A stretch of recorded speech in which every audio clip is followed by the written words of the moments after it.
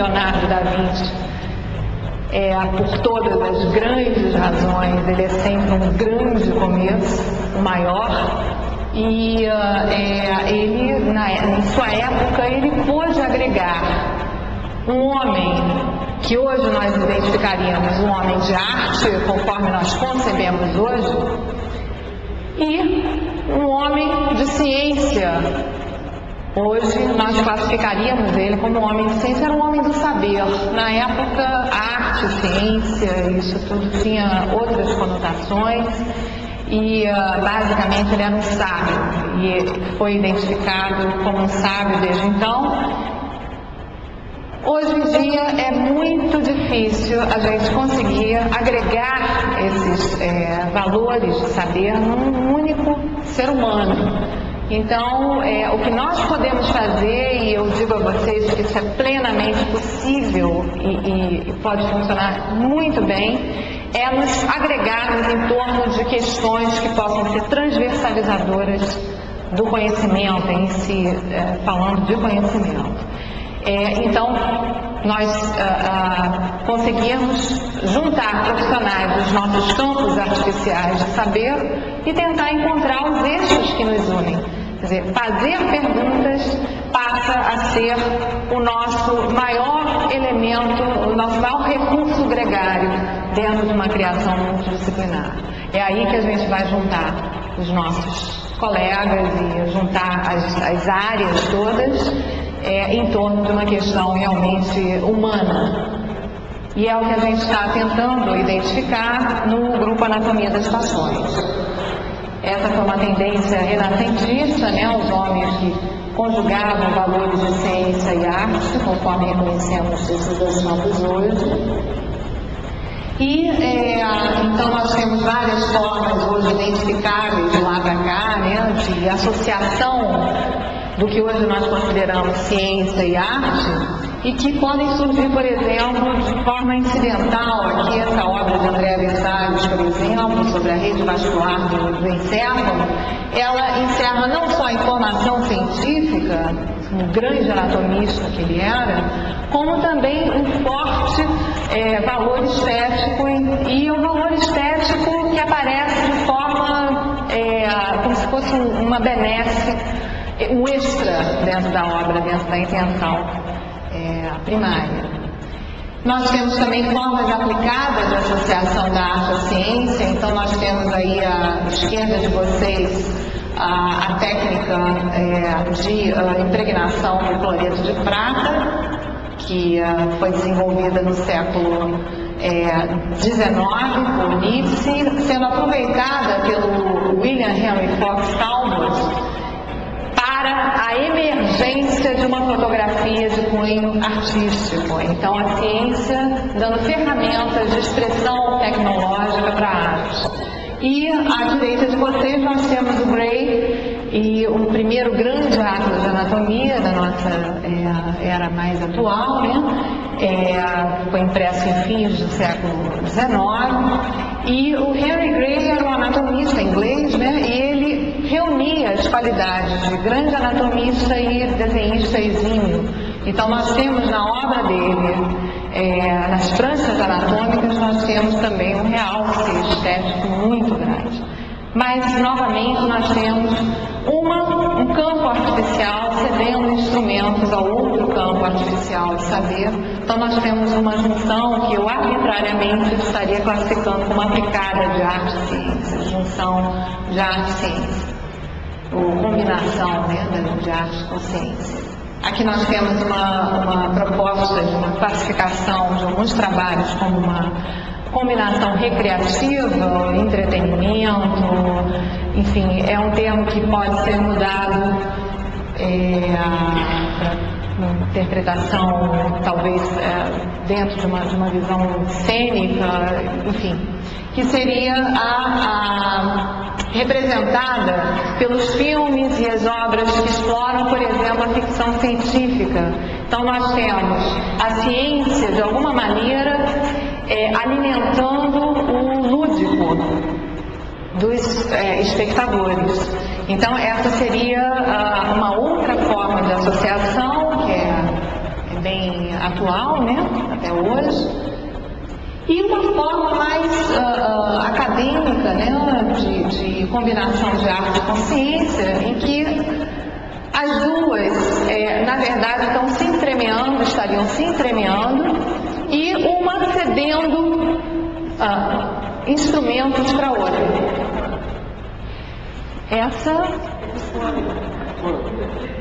Não, isso aqui é do artista, esse recorte que eu fiz é do artista Valmor Correia, é um artista gaúcho, contemporâneo, e ele resolveu, sei lá, 20 anos para cá, trabalhar com as figuras do imaginário, sobretudo da América Latina. O recorte dele é basicamente América Latina.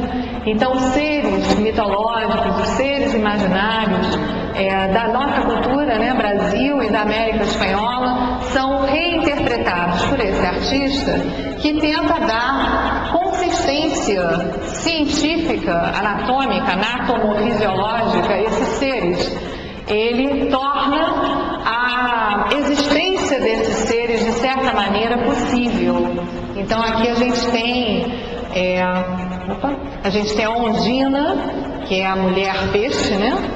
E ela apresenta todo um sistema visceral compatível com a vivência dela na água e na terra, né? No ar, respirando no ar, ao mesmo tempo capaz de se aprofundar na água, nadar, etc. E ele vai aos cientistas e médicos para tirar dúvidas, esclarecer como que ele poderia estar trazendo para as pranchas dele, como artista plástico, como desenhista exímio, poderia estar trazendo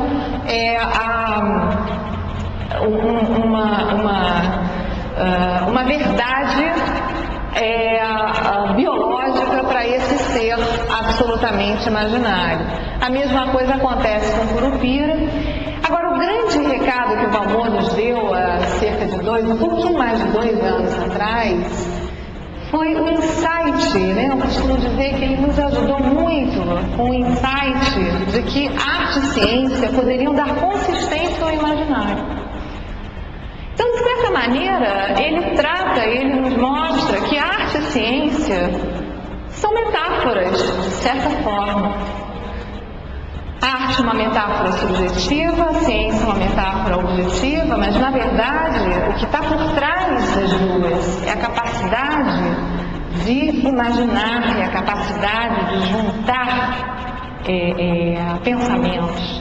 Então, é absolutamente criativo o processo de ciência e o processo de arte.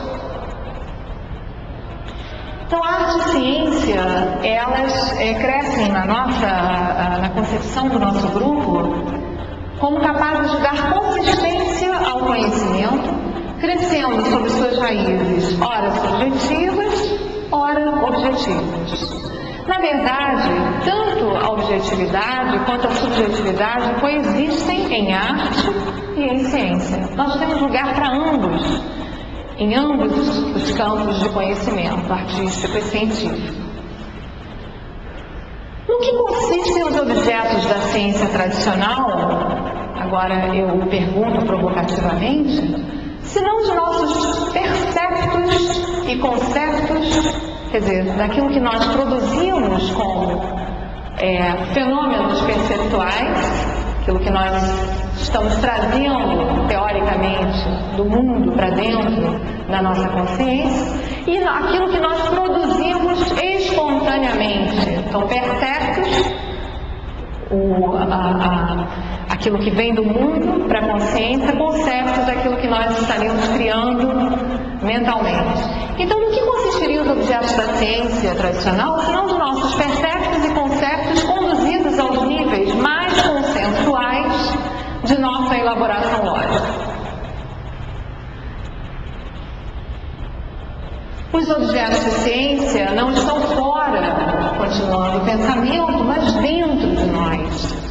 Seus evocadores cognitivo-emocionais nada mais são que criações humanas espontâneas, por correspondência com os mundos físico e subjetivo. Então, elas são espontâneas, elas nascem de uma necessidade de saber, de conhecer, de compartilhar, mas elas são uma correspondência entre o mundo físico, uma realidade para nós talvez inalcançável, e o mundo subjetivo, a nossa grande e implacável realidade. Então, o que aconteceria à nossa criação científica se em algum momento, no confiável e seguro exercício do método científico, permitíssemos uma plena vivência cognitivo, estética, emocional do sujeito investigador? O que acontece com essa ciência onde o sujeito criador dela permite-se a ele uma plena vivência cognitivo, estética, emocional, ao invés de somente uma vivência cognitivo-lógico-cognitiva? Então, essa basicamente a questão funda, a questão raiz do grupo Anatomia das Paixões. Então, o problema, eu diria que a criação científica pelo sujeito da ciência. O que é essa criação? Será que ela está realmente destituída de estética e emoção? Diga. Ah, perdão, não, volta aqui. Esse não tem. Ah, sim, você quer a referência disso? Ah,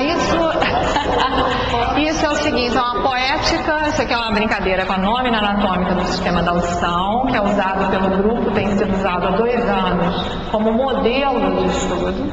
Então, nós partimos do objeto de interesse de ciência. Que objeto é esse? É o sistema da audição humana.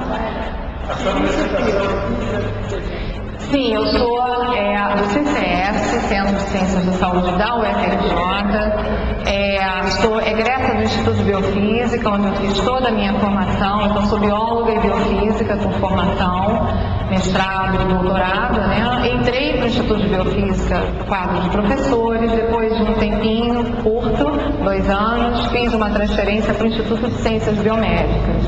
E lá na biofísica, o meu modelo, eu sou da ciência da área reducionista, sou especialista em comunicação intercelular, e fiz essa transferência para o Instituto de Ciências Biomédicas, onde eu fui parar no departamento de anatomia, que hoje é um programa de anatomia. E pós-graduação, as aulas para pós-graduação, os cursos que eu criei são cursos ligados à comunicação intercelular, a circuitos neurais, etc. E, no entanto, na graduação eu passei a dar aula, saí da fisiologia, da eletrofisiologia, e passei a dar aula de anatomia. E peguei uma anatomia terrível, que por alguma razão estranha eu sempre gostei muito do sistema da audição. Não me perguntem por quê, mas desde, assim, garotinha.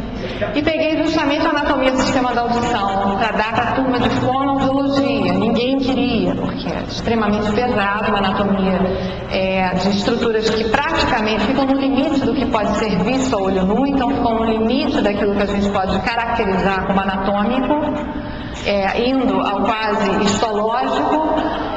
Então ninguém queria pegar, uma coisa complicada. Eu peguei e comecei a lidar com a dificuldade minha, em primeiríssimo lugar, estudar, entender aquele sistema absolutamente recôndito, e a dificuldade dos alunos também. Obviamente aquilo me botava muito triste, porque eu não me sentia entendida pelos alunos, ao mesmo tempo em que eu não estava vendo muitos recursos para tornar a vida deles mais feliz, porque eles precisavam daquela gama de informações. Afinal, alunos de fonoaudiologia precisavam conhecer muito bem o sistema da audição.